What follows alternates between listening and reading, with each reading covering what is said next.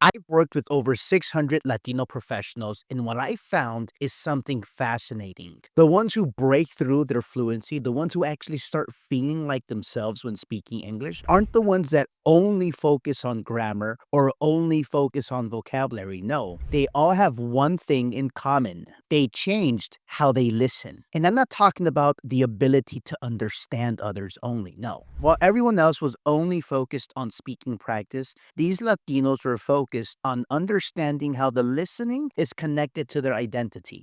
And today I'm going to show you exactly how to do it.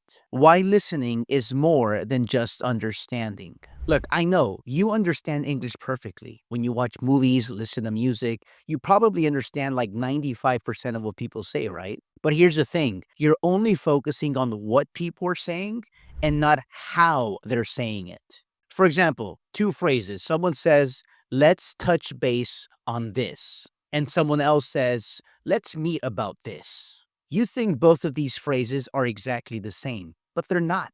One signals collaboration, let's work this together, and the other is more distant and formal. The students who actually break through know that listening isn't just passive. It's how your brain learns to copy the patterns that build naturalness and confidence. This is why you can still understand everything people say to you, but still not sound like yourself and even sound basic when you speak.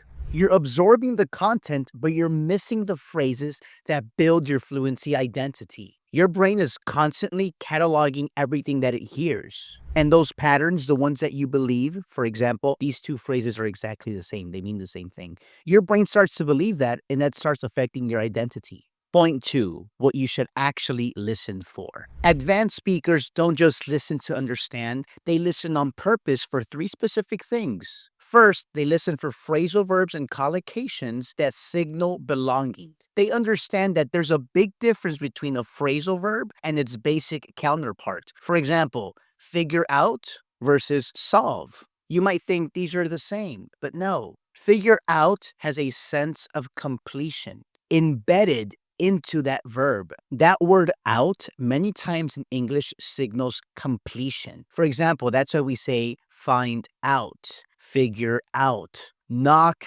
out, right? Someone knocks you out, you're out. You're completely on the ground. We worked it out. If you work something out, it means you completed it. It means that it's solved. And so when you say figure out instead of solve, you're signaling part of your identity that shows completion. Second, they pay attention on how fixed phrases signal position. What am I talking about? There's a difference between saying, okay, let's finish, and saying, okay, we're at the home stretch, right? Both mean that you're close to the end of something. We're about to finish. We're at the home stretch. Why would one use the home stretch instead of using the other one? The reason for that is because saying we're at the home stretch shows that you're in charge. It will be weird for someone not in charge to say, okay, we're at the home stretch, because it has that sense of completion. It has that sense that you're in charge and you choose when we finish and when we don't finish. It also has certain nuances.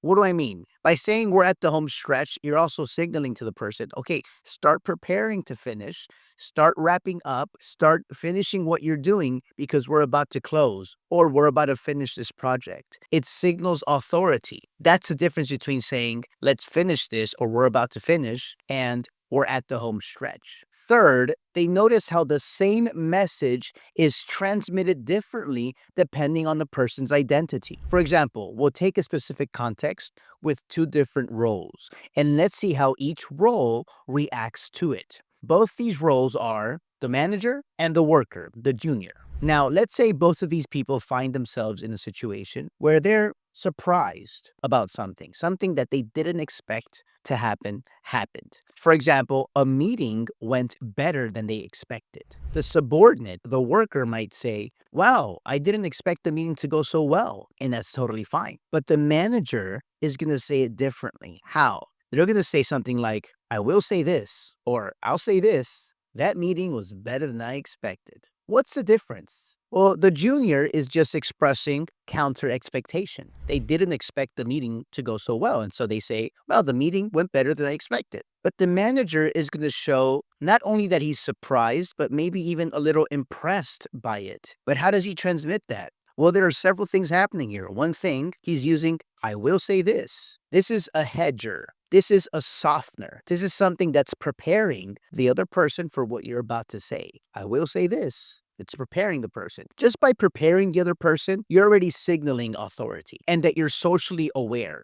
The second thing he did was the intonation. Notice how he said, I will say this. That meeting was better than I expected. He didn't leave it flat. He didn't say, I will say this. That meeting was better than I expected. No, he gave it personality. He used a specific intonation to signal that he's impressed, that he has authority. So it sounds something like this. I will say this. That meeting was better than I expected. You see the difference? You see, my successful students understood that phrasal verbs, collocations, fixed phrases, and intonations aren't just tools in the language. No, they're identity builders. If you want to see how your current listening habits are affecting your fluency identity, I created a free tool that shows you what your fluency personality is and what it could be in English if you take the right steps. After working with hundreds of bilingual students who found their fluency personality, I know exactly what you need to enhance your listening, not just your listening skills, but your listening ability to identity so that you can find your fluency identity as well. The link is in the description below, and it only takes a few minutes to fill out the form. Ways to start listening better. Here are 3 specific techniques you can start using today. First, practice shadowing. Now, I know you've heard this before. Oh, here we go again, that method of shadowing. Well, first of all, it does work. But second, you want to make it interesting. You don't just want to listen and repeat to what people say. You want to be aware of why people say certain things. If someone uses an idiom, think to yourself, why are they using it? Are they signaling authority? Are they trying to show connection? Are they showing counter expectation? Are they trying to show that they're impressed? Are they showing that they're socially aware? There's always a reason. When you understand that reason, then you can say, okay, now if I use this idiom, I know why I'm using it. I know the intonation I need to use it, and this is going to give you more confidence to use it based on your identity, and you won't feel fake. Remember, you're listening to how people speak, not just to understand them more, but rather you're being more socially aware as to why they're using the phrases they use.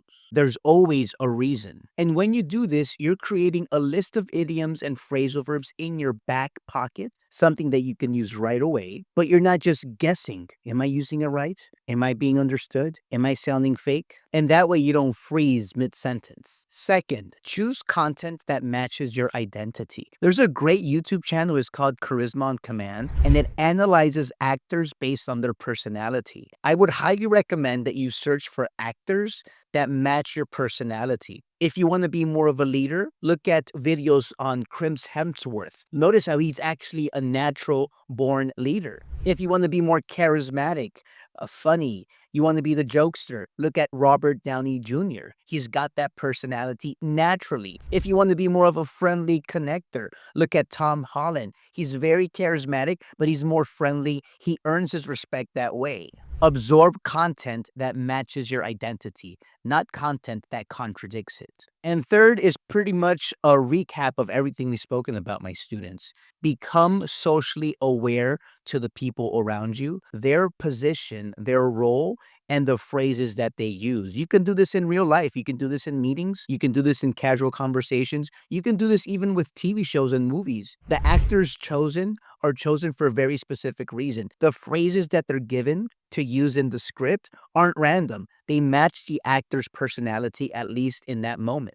So become more socially aware about the phrases around you, listening for and being aware of identity-based phrases. And remember, the phrases you choose to use will create the reality around you. This is how people will view you based on the phrases you use. That's why the expression exists. Words have power. If this video helped you understand how listening is connected to your identity, make sure you like this video and subscribe and share it as well. And if you're ready to take your identity to the next level with personal guidance and you're tired of trying it by yourself, click the link in the description below. We'll analyze your personal situation and pinpoint your main fluency blockers and show you how to overcome them together. Also, if you want to continue to build your fluency identity, make sure you watch the other videos in this channel where we cover all aspects of the fluency identity. That's all for now. See you next time.